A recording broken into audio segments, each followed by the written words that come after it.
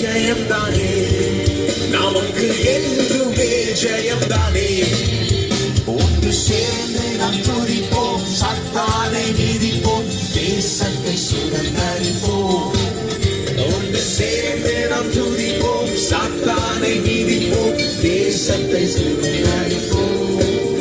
நாம் இயேசு நல்லவர், ஒருபோதும் கைவிடார், ஒரு நாளும் விலகிடார், ஒரு நாளும் விலகிடார்.